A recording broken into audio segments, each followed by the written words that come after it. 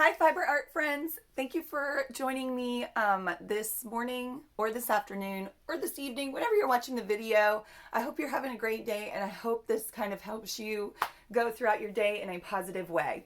Anyways, my name is Heather, and I am with Homemade in the South. I keep saying homemade. I don't know why. It's Handmade in the South is the name of my channel. Thank you for joining me. Today we're gonna wind, okay? I'm gonna show you how to use a Swift and a ball winder. The ones that I have, one of them I got, the Swift was on Amazon. It has worked for me really well. I really like this one. I did not pick it out. My husband got it for me for Christmas. But it does work really, really well. So I'm assuming that most like Swifts will work just fine, especially because this one, my husband's not an experienced anything, but he does do his research before he buys. So he normally does a good job at picking something out for me that works really well. And I also really like the wood look. There are some metal ones online, and I've seen some other people use metal or kind of like I guess like a aluminum. I'm not sure. I haven't looked into it that much because I really just liked the way the wood looked, and I also liked the way the wood felt too. I don't know. I'm just more of a wood kind of person. Like I like that kind of look. And I like the fact that it's maybe not going to rust. I don't know. Maybe the metal ones don't rust, but I just feel like with little kids too, I just felt like there may be accidents to happen with metal versus wood. I don't know. Maybe I'm wrong, but that's how I felt. So if you did buy some hanks from Hobby Lobby's yarn sale, or if you just have hanks, these two items are something that you might want to spend some money on and buy because they are awesome. And I'm about to show you how to use the winder, which I have right here, which is really, it's so great. If you have a different winder, you know what I'm talking about. I'm actually going to go get my old winder and show you.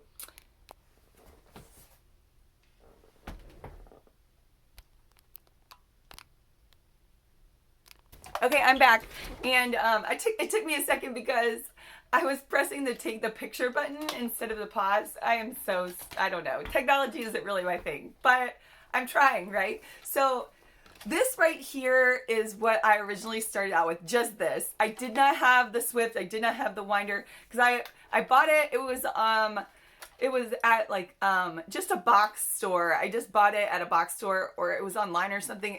But it was when I was first getting into knitting, and I wasn't sure if I was gonna like it, and I didn't want to spend a whole lot of money on something that I wasn't going to use, especially if I did not buy like hanks. So when I say hanks, hopefully I'm saying the right thing, but this is what I'm referring to.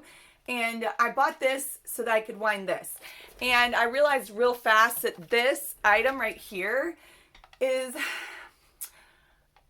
I feel like it was a waste of money. Like it was really like I did it for a little while, and the kids kind of helped me with it, but I just felt like it was useless without having this right here. And it doesn't wind the yarn very tight, and I guess I shouldn't say it was useless. It's just some people might actually use this and use it the right way. I just felt like it was not user friendly for me. So it just sits in a box, and I probably should like gift it to someone. And someone suggested doing like giveaways. Maybe eventually when I get to 1,000 subscribers, I'll start doing some giveaways, and this might be one of them, because I hate it when things sit and someone else could use it. Do you understand what I'm saying? Like I would rather it be used and abused than sit in the closet. Like I'm just that type of person. So if I don't use it, I usually bring it to school and gift it to a student that I know would use it, or I gift it to like a friend that is learning how to do something.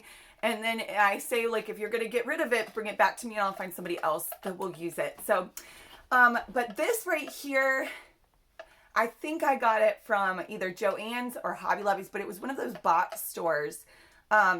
And it does come with this metal piece that kind of clasps to like a desk. And I'm going to show you what I got for Christmas this past Christmas that I absolutely love, that has helped me really enjoy the art of winding. So if you did buy a bunch of hanks that were on sale at Hobby Lobby. I would highly recommend that you invest in not only a Swift, but a nice winder like this one right here. Now, let's go ahead and I'm going to show you how to wind it up, how to set it up, and how it will look once you're done. Now, I'm going to show you, this is the winder that I got for Christmas this past year. It is so heavy, but it works really, really well, and it makes it it makes it fun to wind up these hanks. And my kids get into it. They fight over who's gonna wind up the next hank. So once they find out what I did this morning without them, they're gonna be kind of disappointed, I think. But that's okay.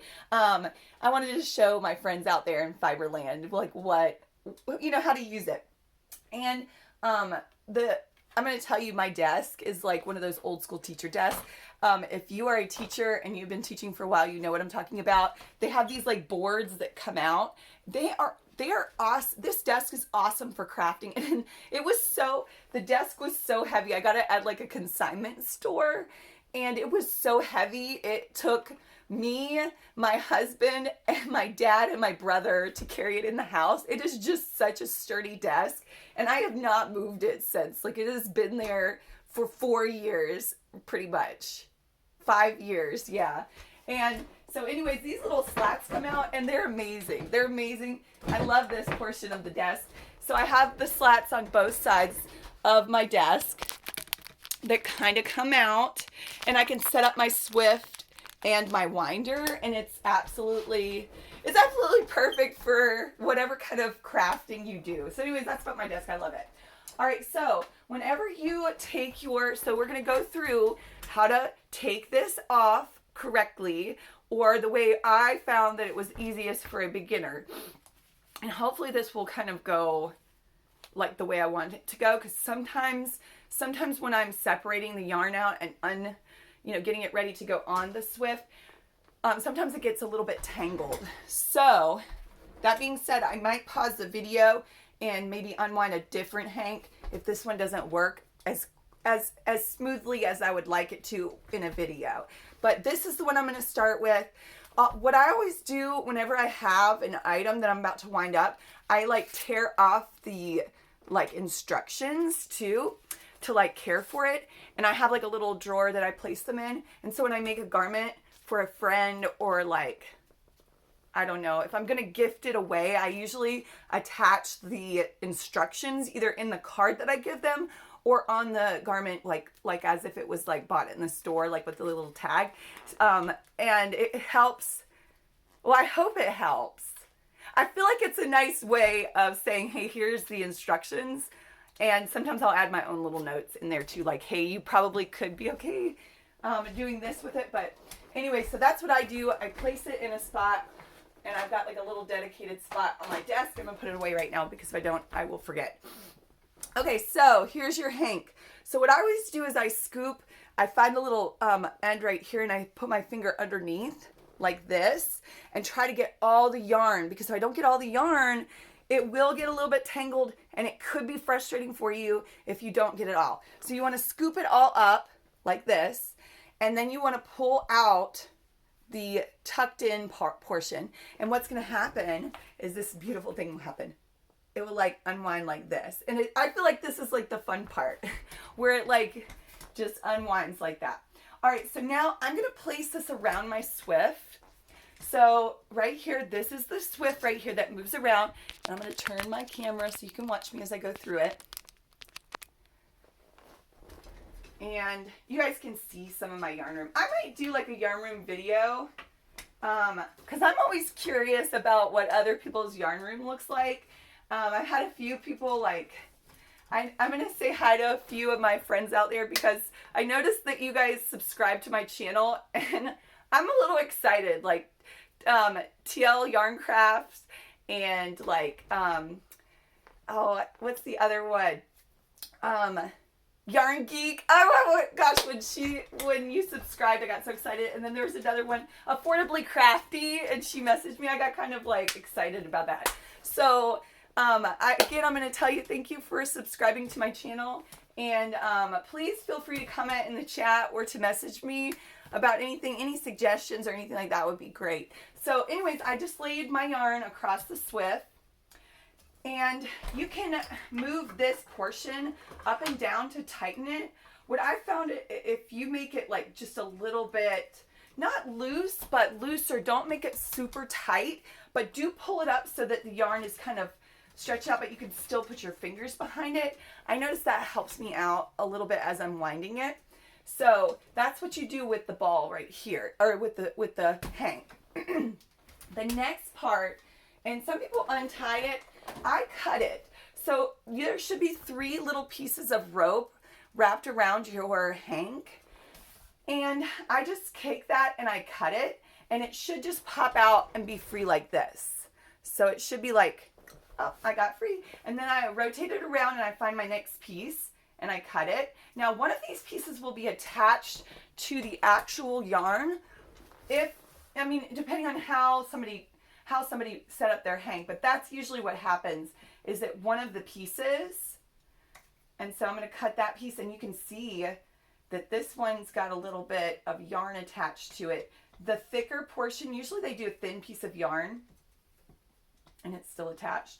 The thicker part is your yarn, and then sometimes they do the actual yarn, so be careful with that when you're cutting it, because you don't want to cut too much, and you don't want to cut the wrong piece and have like your yarn basically cut in half or whatever. So it's getting hot in here.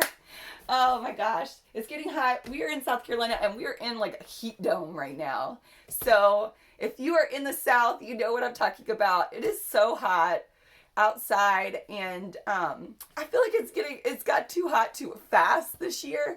And I'm hoping we'll get a nice cool down pretty soon. But if not, we are just getting hot in here, you know? Okay, so, all right, now the next part is to choose. You can choose either one. I always try to choose the one that's the most, that's a little bit easier to work with. But you want to choose one of the pieces of yarn that you found as you cut your string. Oh, my little dog is awake. So, hello, Bercy. Hi, little buddy. He's like our little baby, okay? Our dog is like another little baby in our house. Okay, so once you have this portion set up, you are going to, and I'm going to try to get this in the video a little bit better. You are setting up the yarn through your winder. And I kind of wrap it around. There's a couple of different ways winders can be set up, but normally they have a metal portion in the front and a metal portion in the side that you need to wrap it around. And the order is the front goes first, the side goes second, and then you're going to take your yarn, and what I like to do is I like to wrap it around the direction in which I'm going to turn it, and then I tuck it. There should be like a little slit on top of your winder, the white portion. That's where you're going to place your yarn, and you're going to tuck it in there. That's going to be one of the tails that you'll be able to pull from your yarn ball or cake. So now we're ready to wind. Are y'all ready to wind? Because this is the next step. That's it. So all we're going to do now is we're going to turn the winder, and I'm going to scoot my part out, and this is all that happens. And you get this beautiful cake once you're done. So this is what's happening right now. It's winding up. And this is it. And if you would like to buy what I have, I'm going to put the links in the chat or in the comments so you can kind of go. I think this one's on Amazon for $30, and my winder, I'm going to link it in the chat. I'm not sure which winder it is, what the name brand is. It really doesn't matter. I think it is on Amazon as well, but it is super sturdy. Just look at the comments below, and I will link my 2 products. They have really withstood whatever. They have lasted the Crew household. I'm telling you, okay? I like things that last. I wear them out, okay?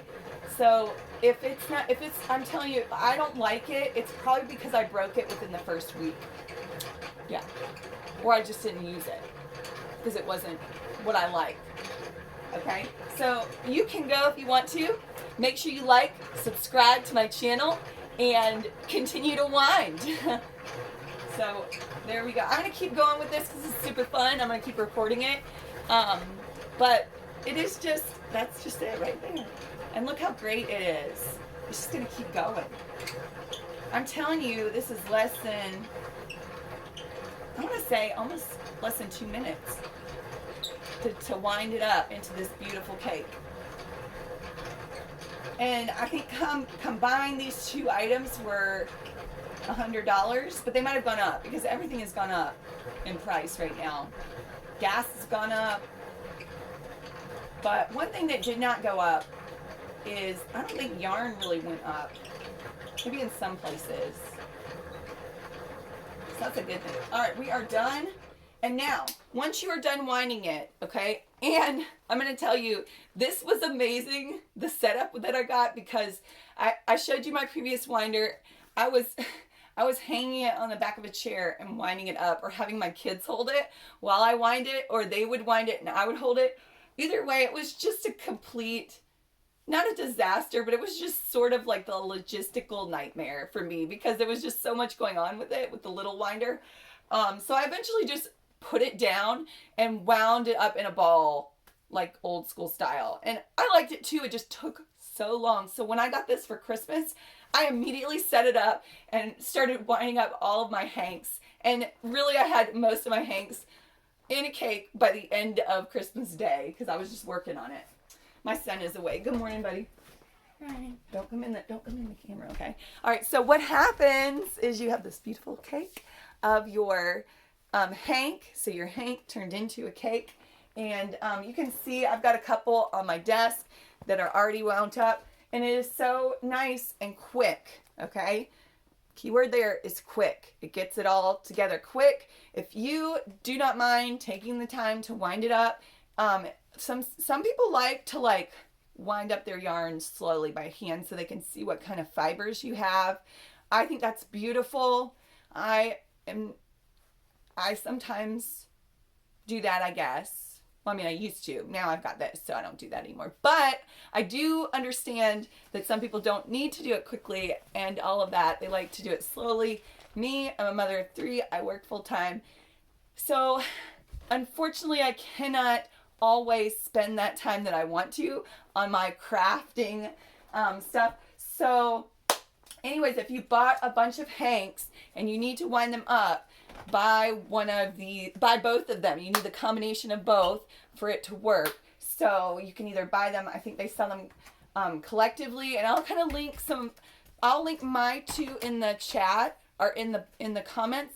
But I'll also link some others that I thought I would have liked. There's some on Etsy that I think if I were to ask my husband to buy, I would have bought the ones that looked, I don't know, I like the wooden ones. I would have probably picked out one from Etsy that I've seen online where it's a combination of a Swift and a winder. Anyways, subscribe. Let me know if you're liking my videos or if you have any suggestions. Like I said, I love that. Ring that bell and I'll be posting more videos if and only if everybody decides that they like them.